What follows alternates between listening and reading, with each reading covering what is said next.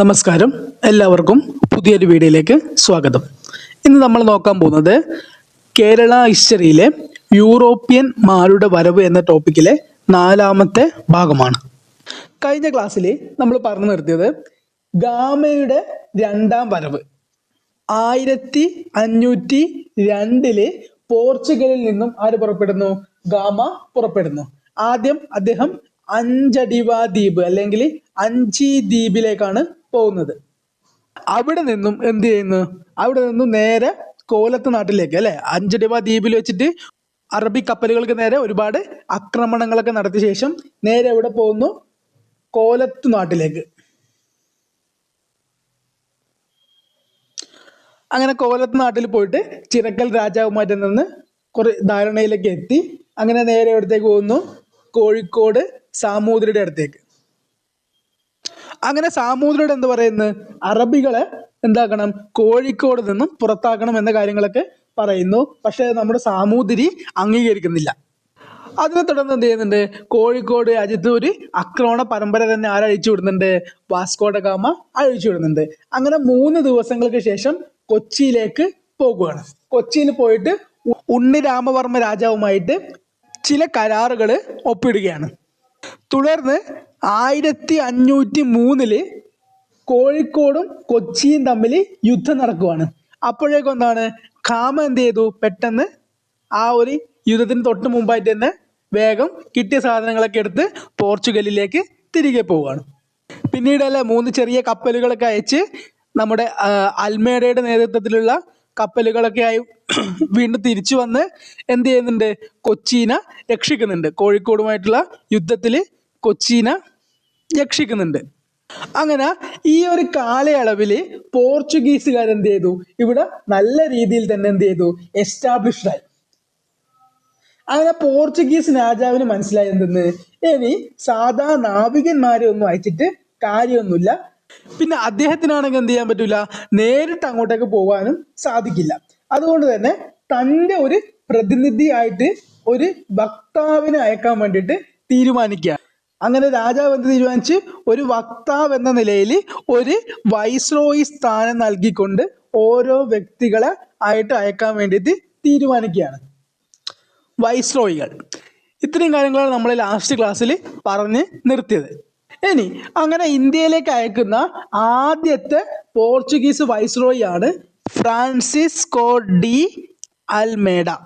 അങ്ങനെ പോർച്ചുഗീസ് താല്പര്യങ്ങളുടെ ഭദ്രതയ്ക്ക് വേണ്ടിയിട്ട് ഒരു പരിപൂർണ, അതായത് ശരിക്കും രാജാവിന് ഈക്വൽ ആയിട്ടുള്ള അതേ അധികാരമുള്ള ഒരു രാജപ്രതിനിധി എന്ന നിലയിൽ 1505 ഇന്ത്യയിലേക്ക് അയച്ച ആദ്യ പോർച്ചുഗീസ് വൈസ്രോയി ആണ് ആര്?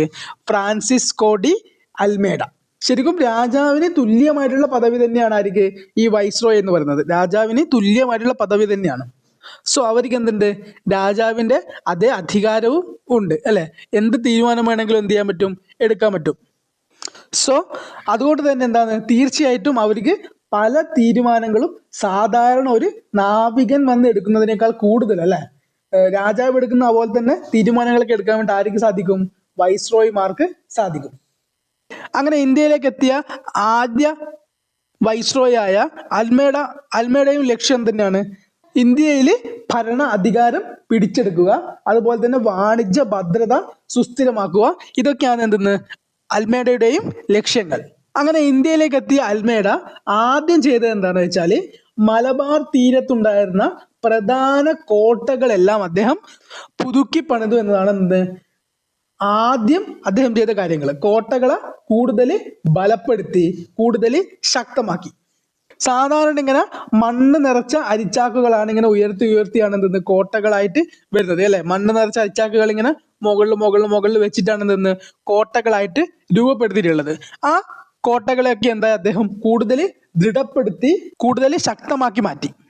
അങ്ങനെ 1505 കോലത്ത് നാടിന്റെ ഭാഗമായ കണ്ണൂർ കോട്ടയും ഇദ്ദേഹം പുതുക്കി പണിതുകൊണ്ട് എന്ത് ചെയ്യുന്നുണ്ട്? അതിന് സെന്റ് ആഞ്ചലസ് കോട്ട എന്ന പേരും നൽകുന്നുണ്ട്. വളരെ ഇമ്പോർട്ടൻ്റ് ആണ്. 1505 കണ്ണൂർ കോട്ടയെ സെന്റ് ആഞ്ചലോസ് കോട്ടയാക്കിയിട്ട് പുതുക്കി പണിയുന്നുണ്ട്. കണ്ണൂർ കോട്ടയെ പുതുക്കി പണിത വൈസ്രോയി ആരാണ്? Francisco de Almeida. നോട്ട്സ് നോക്കാം. പോർച്ചുഗീസ് താൽപര്യങ്ങളുടെ ഭദ്രതയ്ക്ക് വേണ്ടി പരിപൂർണ അധികാരമുള്ള രാജപ്രതിനിധിയെ നിയമിക്കാൻ പോർച്ചുഗീസ് രാജാവ് തീരുമാനിച്ചതിനെ തുടർന്ന് ഇന്ത്യയിലേക്ക് വന്ന ആളാണ് ആര്? ഫസ്റ്റ് വൈസ്രോയി ആണ് ഫ്രാൻസിസ്കോ ഡി അൽമേഡ. 1505 അൽമേഡ ഇന്ത്യയിലെ ആദ്യ പോർച്ചുഗീസ് വൈസ്രോയി ആയി നിയമിതനായത്. 1505 കണ്ണൂർ കോട്ടയെ സെന്റ് ആഞ്ചലോസ് കോട്ടയാക്കിയിട്ട് മാറ്റി. അങ്ങനെ ഈ ഒരു സമയത്ത് കൊച്ചിന്റെ ഭരണതലത്തിൽ എന്താണ് പെട്ടെന്നൊരു പ്രതിസന്ധി വരികയാണ്. അതായത് നിലവിലുള്ള രാജാവിൽ നിന്ന് അടുത്ത അധികാരിയിലേക്ക് വരുന്ന കാര്യത്തിൽ ഒരു വലിയൊരു പ്രതിസന്ധി വരികയാണ്. നമുക്കറിയാം ആരാണ് ഇപ്പൊ നിലവിലുള്ള കൊച്ചിയിലെ രാജാവ്?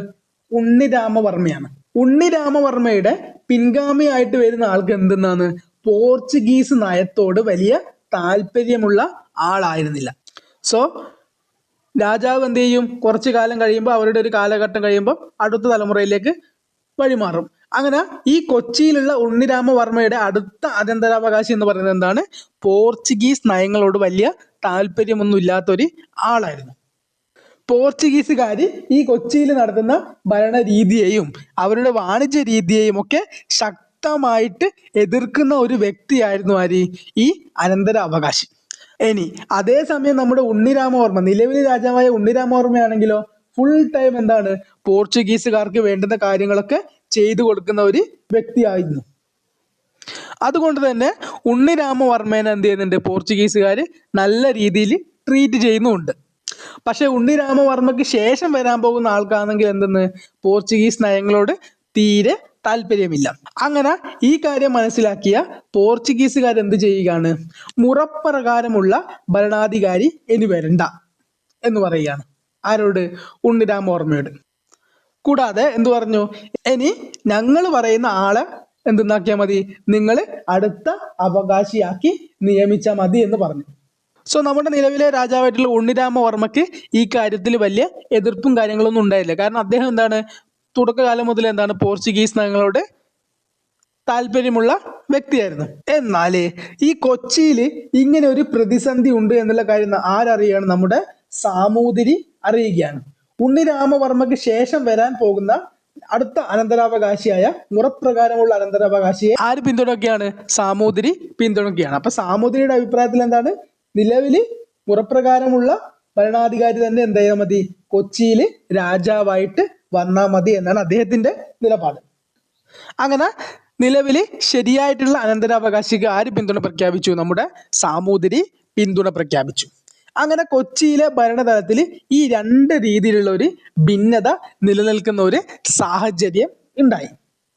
അങ്ങനെ ഒടുവില് നമ്മുടെ അൽമേഡയുടെ ശ്രമഫലമായിട്ട് കൊച്ചിയിൽ പോർച്ചുഗീസുകാരുടെ താല്പര്യത്തിന് അനുകൂലമായി അവർക്ക് താല്പര്യമുള്ള ഒരു ഭരണാധികാരിയെ തന്നെ എന്ത് ചെയ്തു? നിയമിക്കാൻ വേണ്ടിയിട്ട് നമ്മുടെ കൊച്ചി ഭരണതലം തീരുമാനിക്കുകയാണ്.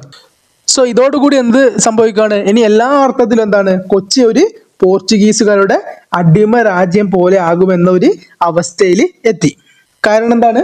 പോർച്ചുഗീസുകാർ വിചാരിച്ചതുപോലെ തന്നെ എന്ത് ചെയ്യാൻ പറ്റി? അവരുടെ അടുത്ത അനന്തരാവകാശിനെ മാറ്റി ഇവര് നിർദ്ദേശിച്ച ആളെ രാജാവാക്കാൻ വേണ്ടിയിട്ട് തീരുമാനിക്കുകയാണ്. ഇനിയിപ്പം പുതിയ രാജാവിന് എന്തായിരിക്കും? വലിയ റോളൊന്നും ഉണ്ടാവില്ല. പോർച്ചുഗീസുകാർ എന്ത് പറയുന്നോ അത് തന്നെയായിരിക്കും എന്തെന്ന് അവരുടെ തീരുമാനം. അതേസമയം ശരിയായിട്ടുള്ള അനന്തരാവകാശി ആയിരുന്നു രാജാവായിട്ട് വന്നതെങ്കിൽ അദ്ദേഹമാണെങ്കിൽ കുറച്ച് ശക്തനായിട്ടുള്ള ഒരു വ്യക്തി കൂടിയായിരുന്നു. സോ പോർച്ചുഗീസ് നയത്തോട് എതിർപ്പുള്ള ഒരു വ്യക്തി കൂടി ആയിരുന്നത് കൊണ്ട് തന്നെ എന്ത് ചെയ്യാൻ പറ്റില്ല? പോർച്ചുഗീസുകാർക്ക് കൊച്ചിയിൽ അങ്ങനെ വലിയ രീതിയിൽ അഴിഞ്ഞാടാൻ സാധിക്കില്ലായിരുന്നു. പക്ഷെ അൽമേഡയുടെ ശക്തമായിട്ടുള്ള ഇടപെടൽ കാരണം അവർക്ക് ഇഷ്ടമുള്ള ആളെ എന്ത് ചെയ്യാൻ പറ്റും? അവിടെ ഭരണാധികാരി ആക്കാൻ സാധിച്ചു.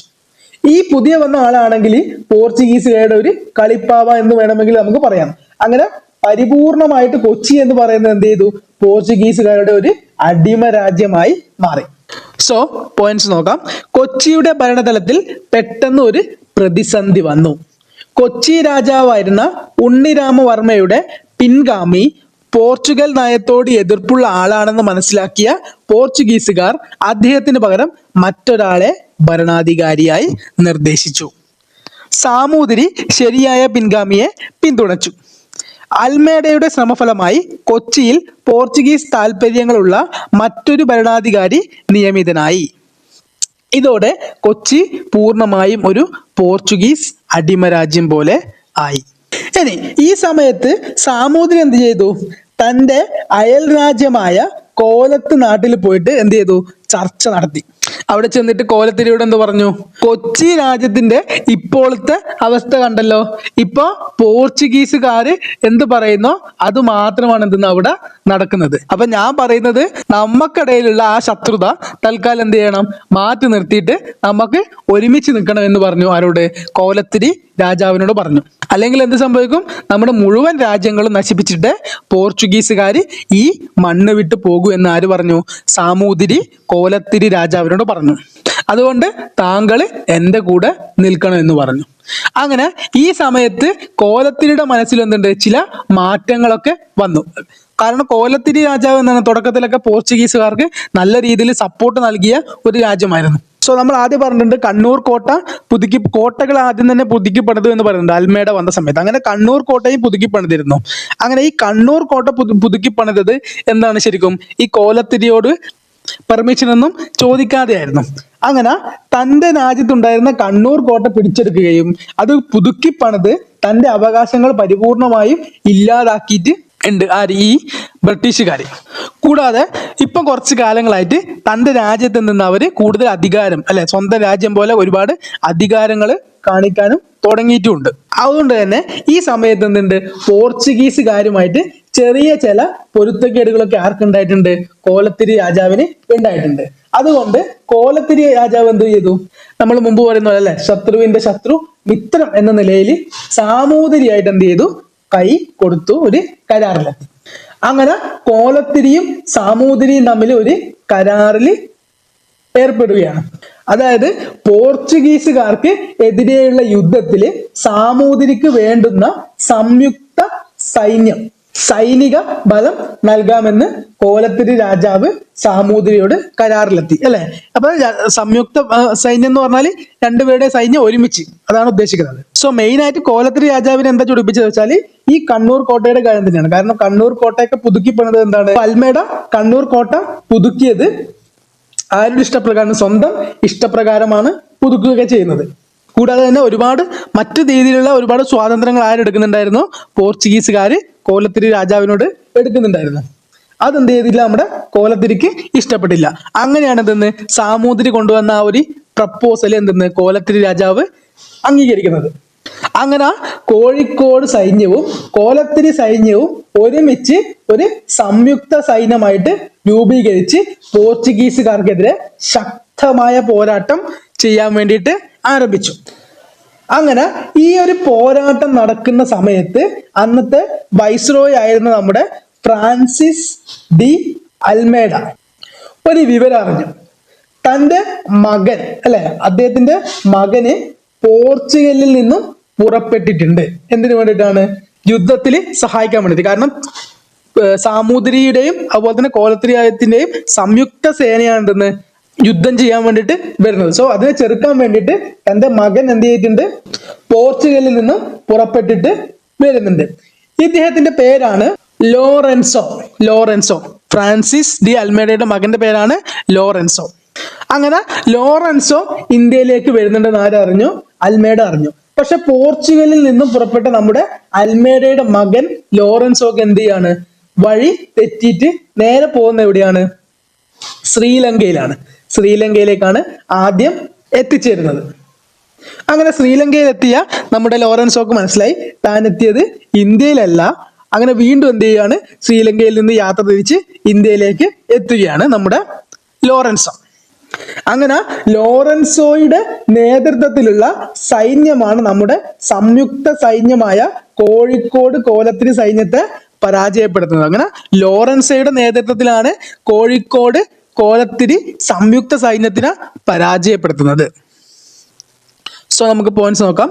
സാമൂതിരി കോലത്തിരിയുമായി ചർച്ച നടത്തി ഒരു കരാറിലെത്തി. കോഴിക്കോട് സൈന്യവും കോലത്തിരി സൈന്യവും സംയുക്ത സൈന്യമായി രൂപീകരിച്ച് പോർച്ചുഗീസുകാർക്കെതിരെ പോരാടി. ഈ സൈന്യത്തോടൊപ്പം പോരാടിയ അൽമേഡയുടെ മകനായിരുന്നു ലോറൻസോ. അങ്ങനെ യുദ്ധത്തില് പരാജയപ്പെട്ട നമ്മുടെ കോലത്തിരി രാജാവ് എന്ത് ചെയ്യുകയാണ് പിന്നീട്? കണ്ണൂർ കോട്ട, അതായത് സെന്റ് ആഞ്ചലോസ് കോട്ട നമ്മുടെ കോലത്തിരി അങ്ങ് ഉപരോധിച്ചു. അതായത് കോട്ടയുടെ പുറംഭാഗം ചുറ്റുമായിട്ട് ഒരു ഉപരോധം തീർത്തു. കോട്ടയെ മുഴുവനായിട്ടും തന്റെ പടയാളികളെ ഉപയോഗിച്ചിട്ട് വളയുകയാണ് ആര് ചെയ്തത്? സാമൂതിരി ചെയ്തത്. അങ്ങനെ കോട്ടയുടെ ഉള്ളിൽ ആരൊക്കെയുണ്ട്? പോർച്ചുഗീസ് പടയാളികള് തമ്പടിച്ചിരിക്കുന്നത് മെയിനായിട്ട് എവിടെയാണ്? ഈ സെന്റ് ആഞ്ചലോസ് പറയുന്ന കണ്ണൂർ കോട്ടയിലാണ്. അങ്ങനെ അവരുടെ പ്രധാനപ്പെട്ട ആയുധങ്ങളും മറ്റ് ഭക്ഷണ സാധനങ്ങളൊക്കെ സൂക്ഷിച്ചിരിക്കുന്നത് എവിടെയാണ്? ഈ കോട്ടയുടെ അകത്താണ്. അങ്ങനെ നമ്മുടെ കോലത്തിരി എന്ത് ചെയ്തു? കോട്ടയ്ക്ക് അകത്തു നിന്നും ഒരൊറ്റ പോർച്ചുഗീസുകാരെ പുറത്തിറങ്ങാൻ വേണ്ടിയിട്ട് സമ്മതിച്ചില്ല. അങ്ങനെ ഈ ഒരു ഉപരോധം ഒരുപാട് വളരെ കാലം നീണ്ടു നിന്നു. അങ്ങനെ ഓരോ ദിവസം കഴിയും തോറും എന്തെന്ന് ഈ കോട്ടയ്ക്കകത്തുള്ള പോർച്ചുഗീസുകാര് അവശരാകാൻ വേണ്ടിയിട്ട് തുടങ്ങി. ഭക്ഷണ സാധനങ്ങളൊക്കെ എന്ത് ചെയ്തു? തീരാനായി. പിന്നെ വെള്ളം ഒന്നും കുടിക്കാനില്ലാതെയായി. അങ്ങനെ എന്ത് ചെയ്ത് അവർക്ക് വേണ്ടുന്ന ഭക്ഷണങ്ങളും മറ്റു കാര്യങ്ങളും ഒന്നും ലഭിക്കാത്ത ഒരു അവസ്ഥ വന്നു. അങ്ങനെ ഏകദേശം 4 മാസത്തോളം ഈ ഒരു ഉപരോധം നീണ്ടു നിന്നു. ഇവരുടെ കയ്യിലുള്ള ഭക്ഷണവും വെള്ളവും എല്ലാം തീർന്നിട്ട് ഇനിയും എന്ത് ചെയ്യാൻ പറ്റില്ല, അവിടെ തുടരാൻ സാധിക്കില്ല എന്നൊരു അവസ്ഥയിലേക്ക് എത്തി. ഈ ഒരു സമയത്താണ് നിന്ന് രക്ഷകനായിട്ട് ഒരാള് അങ്ങോട്ടേക്ക് വരുന്നത്. കുറച്ച് കപ്പലുകളും അതുപോലെ തന്നെ 300 നാവികരുമായിട്ട് ഡാ കുൻഹയുടെ നേതൃത്വത്തിലുള്ള ഒരു പോർച്ചുഗീസ് സൈന്യം കോട്ടയുടെ ഉപരോധ മേഖലയിൽ വന്ന് ചേരുകയാണ്. ഡാ കുൻഹ ഡാ കുൻഹയുടെ നേതൃത്വത്തിലുള്ള ഒരു പോർച്ചുഗീസ് സൈന്യം കോട്ടയുടെ ഉപരോധ മേഖലയിൽ വന്ന് ചേരുകയാണ്. അങ്ങനെ എന്ത് ചെയ്യാണ്? കോട്ട അവര് ആക്രമിക്കുകയാണ്. സോ അങ്ങനെ കോട്ടയ്ക്ക് പുറത്ത് തമ്പടിച്ചിട്ടുള്ള കോലത്തിരി സൈന്യവും ഡാ കുൻഹയുടെ സൈന്യവും തമ്മിൽ ഏറ്റുമുട്ടുകയാണ്. ഈ ഒരു ആക്രമണത്തിൽ ഈ ഒരു ഉപരോധം അവസാനിക്കുകയും കോലത്തിരി രാജാവ് പരാജയം അറിയുകയും ചെയ്യുകയാണ്. അങ്ങനെ കോട്ടക്കകത്തുണ്ടായിരുന്ന സൈന്യത്തേക്ക് ആര് രക്ഷിക്കുകയാണ്? ഡാ കുൻഹയുടെ നേതൃത്വത്തിലുള്ള സൈന്യം രക്ഷിക്കുകയാണ്. എന്നിട്ട് പോർച്ചുഗീസുകാർ നേരെ എവിടെ പോയി? ഈ കോലത്തിരി രാജാവിന്റെ അടുത്തേക്ക് പോയി. അങ്ങനെ ഏത് നിമിഷം കോലത്തിരി രാജാവ് ആക്രമിക്കപ്പെടുമെന്ന കാര്യം ആർക്ക് മനസ്സിലായി? കോലത്തിരി രാജാവിന് മനസ്സിലായി. സോ പോയിന്റ്സ് നോക്കാം. കോലത്തിരി പോർച്ചുഗീസുകാരുടെ കണ്ണൂർ കോട്ട ഉപരോധിച്ചു. കോട്ടയുടെ പട്ടാളം ഭക്ഷണത്തിന് കടുത്ത ക്ഷാമം നേരിട്ടു. ഉപരോധം 4 മാസത്തോളം നീണ്ടുനിന്നു. സൂക്ഷിച്ചു വെച്ച ഭക്ഷണമെല്ലാം തീർന്ന് രാജ്യം വിടാനുള്ള സാഹചര്യം വന്നപ്പോൾ 11 കപ്പലുകളും 300 നാവികന്മാരുമായി ഡാ കുൻഹയുടെ നേതൃത്വത്തിൽ പോർച്ചുഗീസ് സൈന്യം കോട്ടയുടെ ഉപരോധം തകർത്ത് കോട്ട രക്ഷപ്പെടുത്തി. അങ്ങനെ താൻ ആക്രമിക്കപ്പെടും എന്ന് മനസ്സിലാക്കിയ നമ്മുടെ കോലത്തിരി രാജാവ് എന്ത് ചെയ്തു? പോർച്ചുഗീസുകാരോടൊരു സമാധാനത്തിന് അപേക്ഷിച്ചു. അങ്ങനെ കോലത്തിരിയുമായിട്ട് പോർച്ചുഗീസുകാർ എന്ത് ചെയ്തു? സമാധാന സന്ധി ഒപ്പുവെച്ചു. ഇനി ആര് ബാക്കിയുണ്ട്? നമ്മുടെ കോലത്തിരിന്റെ കാര്യങ്ങളൊക്കെ സെറ്റിലായി. ഇനി ബാക്കിയുള്ളത് ആരാണ്? സാമൂതിരിയാണ്. അങ്ങനെ സാമൂതിരി ഇപ്പോൾ എന്ത് ചെയ്തു? ഒറ്റക്കായി മാറി. കോലത്തിരി സമാധാന സന്ധി ഒപ്പുവെച്ചതോടെ നമ്മുടെ സംയുക്ത സൈന്യമൊക്കെ പോയി സാമൂതിരി സൈന്യം ഒറ്റക്കായി. അപ്പം പോർച്ചുഗീസുകാർക്ക് മനസ്സിലായി ഇതാണ് പറ്റിയ അവസരം സാമൂതിരിയെ ആക്രമിക്കാൻ വേണ്ടിയിട്ട്. അങ്ങനെ പോർച്ചുഗീസുകാർ എന്ത് ചെയ്തു? സാമൂതിരിയുടെ സൈന്യത്തെ നേരിടാനുള്ള ശ്രമം ആരംഭിക്കുകയാണ്. അങ്ങനെ നമ്മുടെ ഫ്രാൻസിസ് അൽമേഡയുടെ, അതായത് നിലവിലെ വൈസ്രോയി ആയ ഫ്രാൻസിസ് അൽമേഡയുടെ നേതൃത്വത്തിലുള്ള സൈന്യം സാമൂതിരി സൈന്യത്തോട് ഏറ്റുമുട്ടുകയാണ്. അങ്ങനെ നമ്മുടെ ഫ്രാൻസിസ് അൽമേഡയുടെ നേതൃത്വത്തിലുള്ള പോർച്ചുഗീസ് സൈന്യം സാമൂതിരിയുടെ സൈന്യത്തോട് ഏറ്റുമുട്ടുകയാണ്. അങ്ങനെ പോർച്ചുഗീസ് സൈന്യം സാമൂതിരിയുടെ സൈന്യത്തെ എതിർത്ത് തോൽപ്പിക്കുകയും ചെയ്തു. ഓക്കെ, അതായത് സംയുക്ത സൈന്യമൊക്കെ ഇല്ലാതായ സമയത്ത് എന്തായി? സാമൂതിരിക്ക് ഒറ്റയ്ക്ക് എന്ത് ചെയ്യാൻ പറ്റില്ല, ഈ പോർച്ചുഗീസുകാരോട് പിടിച്ചു നിൽക്കാൻ വേണ്ടിയിട്ട് പറ്റിയില്ല. അങ്ങനെ സാമൂതിരിക്ക് എന്ത് ചെയ്തു? പരാജയം ഏറ്റുവാങ്ങേണ്ടി വന്നു. ഓക്കെ, ഇപ്പൊ നോട്ട്സ് നോക്കാം. കണ്ണൂർ ഉപരോധം അവസാനിച്ച് കോലത്തിരി രാജാവിനെ കൊണ്ട് പോർച്ചുഗീസിന് അനുകൂലമായ സമാധാന സന്ധി ഒപ്പുവെപ്പിച്ചു. അതിനുശേഷം എന്ത് ചെയ്തു? സാമൂതിരിയുടെ സൈന്യത്തെ നേരിടാൻ പോർച്ചുഗീസ് ശ്രമം തുടങ്ങി. വൈസ്രോയിയുടെ നേരിട്ടുള്ള നേതൃത്വത്തിൽ സാമൂതിരിയുടെ സൈന്യത്തെ എതിർത്ത് തോൽപ്പിച്ചു. ഇനി നമ്മുടെ സാമൂതിരി പക്ഷെ തോറ്റ് പിൻവാങ്ങാനൊന്നും തയ്യാറായിരുന്നില്ല അല്ലെ. കോലത്തിന്റെ രാജാവിനെ പോലെ പേടിച്ചിട്ട് സമാധാനം സന്ധി ഒന്നും ഒപ്പിടാൻ വേണ്ടിയിട്ട് നമ്മുടെ സാമൂതിരി തയ്യാറായിരുന്നില്ല. സാമൂതിരി എന്ത് ചെയ്തു? ഈജിപ്തിന്റെ സുൽത്താന് ഒരു ദൂത സന്ദേശം അദ്ദേഹം അയക്കുകയാണ്. സോ സാമൂതിരി ഈജിപ്ത് സുൽത്താനോട് സഹായം തേടി. നമ്മുടെ സാമൂതിരിയുടെ നാവികപ്പടയുടെ തലവന്മാരായിരുന്നു മരക്കാർ എന്ന് പറയുന്ന വിഭാഗക്കാർ. ഈ മരക്കാർ വിഭാഗക്കാർക്ക് നമ്മുടെ ഈ ഈജിപ്ഷ്യൻ വിഭാഗക്കാരുമായിട്ട് വലിയ ബന്ധമുണ്ടായിരുന്നു. ആ ഒരു ബന്ധത്തിന്റെ പുറത്താണ് എന്തെന്ന് സാമൂതിരി ഈജിപ്ഷ്യൻ സുൽത്താന് ഒരു ദൂത സന്ദേശം അയക്കുന്നത്. അങ്ങനെ സാമൂതിരി അയച്ച സന്ദേശം ആർക്ക് ലഭിക്കുകയാണ്? നമ്മുടെ ഈജിപ്ഷ്യൻ സുൽത്താന് ലഭിക്കുകയാണ്. സോ സാമൂതിരി എന്തൊക്കെ കാര്യങ്ങൾ പറഞ്ഞിട്ടുണ്ടാവും? പോർച്ചുഗീസുകാർ വന്ന് നമ്മുടെ രാജ്യത്ത് ഇങ്ങനെ തമ്പടിച്ചിട്ടുണ്ടായിരുന്നു. അങ്ങനെ അവരെന്ത് പറഞ്ഞു എന്നോട്? അറബികളെ നിങ്ങൾ എത്രയും പെട്ടെന്ന് നിങ്ങളുടെ രാജ്യത്ത് നിന്നും പുറത്താക്കണമെന്ന് പറഞ്ഞു. പക്ഷെ ഞാൻ എന്ത് ചെയ്തു? പോർച്ചുഗീസുകാരെ എൻ്റെ മണ്ണിൽ നിന്നും പുറത്താക്കി. പക്ഷെ അതിന്റെ പ്രതികാരമായിട്ട് എന്ത് ചെയ്തു? അവരെൻ്റെ രാജ്യം മുഴുവനായിട്ട് നശിപ്പിക്കാനുള്ള ശ്രമത്തിലാണ്. ഇനി എൻ്റെ സമീപമുള്ള രാജ്യക്കാരെ മുഴുവൻ അവരെന്ത് ചെയ്തു? ഇപ്പോൾ അടിമകളാക്കി മാറ്റിയിരിക്കുകയാണെന്നും അങ്ങനെയുള്ള കാര്യങ്ങളൊക്കെ എന്ത് ചെയ്തു? ഈജിപ്ഷ്യൻ സുൽത്താനോട് പറഞ്ഞു അല്ലെ. കൂടാതെ തൻ്റെ രാജ്യത്തുള്ള അറബികളെയൊക്കെ എന്ത് ചെയ്യുകയാണ്? അവര് ആക്രമിക്കുകയാണ്, അടിമകളാക്കുകയാണ്. അതുകൊണ്ട് എത്രയും പെട്ടെന്ന് അങ്ങ് എന്നെ എന്ത് ചെയ്യണം? സഹായിക്കണം. ഇതിനൊരു പ്രതിവിധി കാണണം എന്നുള്ള കാര്യങ്ങളൊക്കെ ആര് പറഞ്ഞു?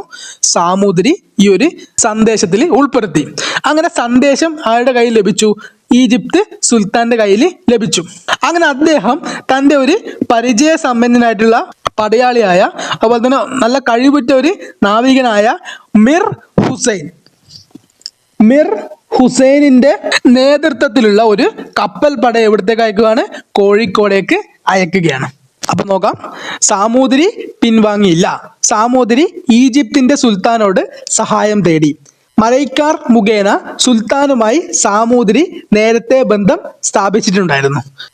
സുൽത്താൻ പരിചയവും കഴിവുമുള്ള മിർ ഹുസൈനിന്റെ കീഴിൽ ഒരു കപ്പൽ പട എവിടത്തേക്ക് അയച്ചു? കോഴിക്കോടേക്ക് അയച്ചു. ഏകദേശം 1500 കുറയാത്ത സൈന്യവും പുതിയ യുദ്ധ സാമഗ്രികളും ഒക്കെ ആയിട്ടാണ് ആര് വരുന്നത്? നമ്മുടെ മിർ ഹുസൈന് വരുന്നത്. അങ്ങനെ നമ്മുടെ മിർ ഹുസൈന് ഗുജറാത്തിന് സമീപമുള്ള ഡാമൻ ആൻഡ് ഡ്യൂ ദ്വീപിലുണ്ടായിരുന്ന പോർച്ചുഗീസ് കപ്പലുകൾക്കെതിരെ ശക്തമായിട്ടുള്ള ആക്രമണം അഴിച്ചുവിടുകയാണ്. ഓക്കെ, അപ്പൊ ഡ്യൂ ദ്വീപിലുണ്ടായിരുന്ന പോർച്ചുഗീസ് കപ്പലുകൾക്കെതിരെ നമ്മുടെ മിർ ഹുസൈനിന്റെ നേതൃത്വത്തിൽ ശക്തമായിട്ട് ആക്രമണം ഉണ്ടായി. പോർച്ചുഗീസുകാര് ഏത് നിമിഷവും തോൽക്കുമെന്ന ഒരു അവസ്ഥയിലേക്ക് എത്തി. അങ്ങനെ 1508 നമ്മുടെ മിർ ഹുസൈന്റെ നേതൃത്വത്തിൽ പോർച്ചുഗീസുകാർക്കെതിരെ നടന്ന യുദ്ധമാണ് ചൗൾ യുദ്ധം എന്ന് അറിയപ്പെടുന്നത്. വളരെ ഇമ്പോർട്ടന്റ് ആണ്. ചൗൾ യുദ്ധം എന്ന് പറഞ്ഞാൽ 1508 നമ്മുടെ മിർ ഹുസൈനിന്റെ നേതൃത്വത്തിൽ പോർച്ചുഗീസുകാർക്കെതിരെ ഡ്യൂ ദ്വീപിൽ വെച്ച് നടന്ന യുദ്ധമാണ് ചൗൾ യുദ്ധം എന്നറിയപ്പെടുന്നത്. അങ്ങനെ ഈ ചൗൾ യുദ്ധത്തിൽ ആദ്യമൊക്കെ മിർ ഹുസൈനും സംഘവും എന്ത് ചെയ്തു? മുന്നിട്ട് നിന്നെങ്കിലും പിന്നീട് പോർച്ചുഗീസുകാർ ശക്തമായിട്ട് തന്നെ എന്ത് ചെയ്തു? അതിനെ പ്രതിരോധിച്ചു. ശക്തിയായിട്ട് അവര് തിരിച്ചടിക്കാൻ തുടങ്ങി. സോ പോയിന്റ് നോക്കാം. 1500 കുറയാത്ത സൈന്യവും പുതിയ യുദ്ധ സാമഗ്രികളും അതിലുണ്ടായിരുന്നു. ഗുജറാത്തിലേക്ക് കടന്ന് ഡ്യൂ ദ്വീപ് കേന്ദ്രീകരിച്ച് പോർച്ചുഗീസ് കപ്പലുകൾക്കെതിരെ സന്നാഹമൊരുക്കി. കോഴിക്കോട് മുസ്ലിം കച്ചവടക്കാരുടെ അഭ്യർത്ഥന മാനിച്ചുകൊണ്ട് 1508 ഈജിപ്തിൽ നിന്ന് നാവികപ്പടയുടെ സഹായം അഭ്യർത്ഥിച്ചതിനെ തുടർന്ന് മിർ ഹുസൈനിന്റെ നേതൃത്വത്തിൽ പോർച്ചുഗീസുകാരുമായി ചൗളിൽ വെച്ച് യുദ്ധം നടന്നു. ഈ യുദ്ധമാണ് എന്നറിയപ്പെടുന്നത് ചൗൾ യുദ്ധം. അങ്ങനെ ഒടുവിൽ മിർ ഹുസൈനിന്റെ പടയനെ പരാജയപ്പെടുത്താൻ ആർക്ക് സാധിച്ചു? പോർച്ചുഗീസ് പടക്ക് സാധിച്ചു. അങ്ങനെ എന്ത് ചെയ്തു അവര് സാമൂതിരീനെ വിലക്കുകയും ചെയ്തു. തുടർന്ന് ഇന്ത്യൻ സമുദ്രത്തിന്റെ ആധിപത്യം തന്നെ പോർച്ചുഗീസുകാര് സ്വന്തമാക്കുകയാണ്. സോ അങ്ങനെ യുദ്ധത്തിൽ ആദ്യ പകുതി വിജയിച്ചു നിന്ന മിർ ഹുസൈനെ പരാജയപ്പെടുത്തുന്നു. പിന്നീട് മഹാസമുദ്രത്തിന്റെ ആധിപത്യം തന്നെ പോർച്ചുഗീസുകാര് പിടിച്ചെടുക്കുകയാണ്. അങ്ങനെ ഇതിനെ തുടർന്ന് അൽമേഡ അവതരിപ്പിച്ച നയമാണ് നീലജല നയം. അതായത് ഇന്ത്യൻ കടലിന്റെ ആധിപത്യം ഉറപ്പിച്ചതിന്റെ ഭാഗമായിട്ട് അൽമേഡ ഇന്ത്യൻ സമുദ്ര മേഖലകളിൽ അവതരിപ്പിച്ച ഒരു നയമാണ് നീല ജലനയം. അൽമേഡ എന്ത് പറഞ്ഞു? ഇന്ത്യൻ സമുദ്രത്തിന്റെ അധികായർ നമ്മളാണ്. ഇനി മറ്റൊരു ശക്തിക്കും ഇന്ത്യയിൽ സമുദ്ര മേഖലയിൽ നമ്മളെ തോൽപ്പിക്കാൻ വേണ്ടിയിട്ട് സാധിക്കില്ല. അങ്ങനെ സമുദ്ര മേഖലയുടെ സർവാധിപത്യം ഉറപ്പിച്ചതായിട്ട് ആര് പ്രഖ്യാപിക്കുകയാണ്? നമ്മുടെ അൽമേഡ പ്രഖ്യാപിക്കുകയാണ്. ഈ നയത്തിനാണ് എന്ത് പറയുന്നത്? നീല ജലനയം അഥവാ ബ്ലൂ വാട്ടർ പോളിസി എന്ന് പറയുന്നത്. സോ ബ്ലൂ വാട്ടർ പോളിസി അവതരിപ്പിച്ച ആരാണ്? അൽമേഡയാണ്. വളരെ ഇമ്പോർട്ടൻ്റ് ആണ്. നീലജല നയമൊക്കെ എന്തെന്ന് പ്രീവിയസ് ഇയറിൽ ചോദിച്ചിട്ടുള്ള ക്വസ്റ്റ്യൻ ആണ്. സോ ഇത്രയുമാണ് എന്തെന്ന് അൽമേഡയുടെ കഥയായിട്ട് വരുന്നത്. സോ പോയിന്റ്സ് നോക്കാം.